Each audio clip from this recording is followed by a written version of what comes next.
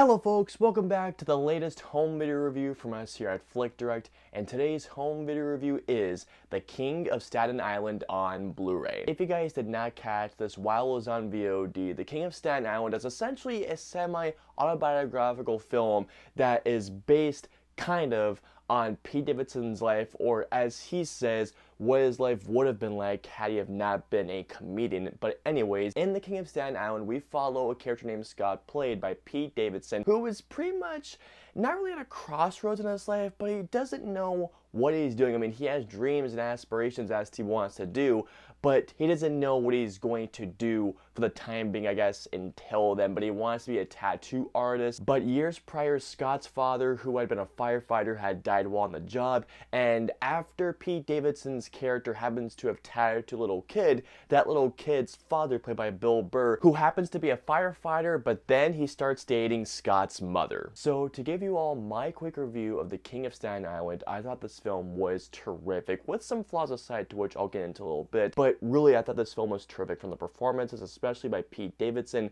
Bill Burr, also Marisa Tomei, who absolutely kills it. I like the supporting cast. I thought the writing, for the most part, was absolutely spot on. If you guys have seen Judd Apatow's films, you know he has a really great way of being able to balance the comedy with the dramatic aspects, and of course, knowing it is a Judd Apatow movie, there are some laugh out loud moments, particularly for me, when Pete Davidson as Scott was at a college party. I could not stop laughing throughout this entire scene. And like I just mentioned, there are some really nice moments with some big heart that, honest to God, a couple of times got me a little choked up a little bit as well. Not to mention that I thought it was very entertaining throughout. It's also very well shot. But if I had to give a couple of my faults, it's that now, knowing it's a Judd Apatow film, it does feel like it's a bit too long. And even though it does feel like it's a bit too long, I feel like that the film does take a tad bit to get going. To overall, with my quick review of this movie, it's honestly in my top 5 movies of 2020 so far. It's such a really well done, but it's also a very mature look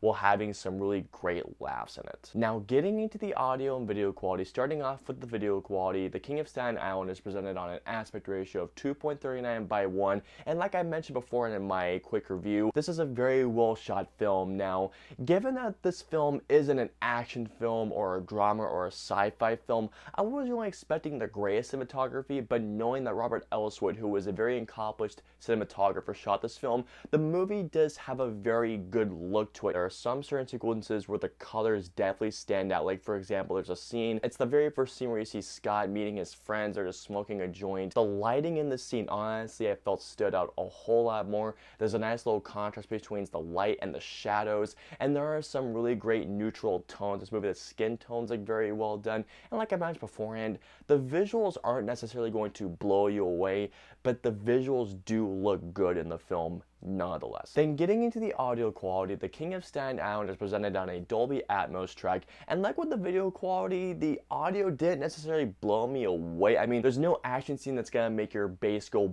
booming, although the audio does sound very, very good. The dialogue is very well mixed. Nothing sounds like it's overpowering one another. The ambiance sounds very well done. You can hear the dialogue crystal clear, although there are a couple of scenes into which the bass might be kicking a bit harder, especially that one college party scene, but otherwise the audio does sound good. Everything is very well mixed. The Dolby Atmos is there, but you won't really notice it unless there's some bigger scenes. When it comes to the special features of The King of Staten Island, this movie is packed to the brim. And when I say this movie is packed, I mean this movie is packed with tons of featurettes. I mean, when I was looking at the featurettes going through this thing, there are dozens of them. There's a really cool featurette that goes into production diaries, into which Judd Apatow goes into the making of, not going through each day, but going through more than a few days, actually a couple dozen days, where Judd Apatow goes into how each scene went better than he expected, about how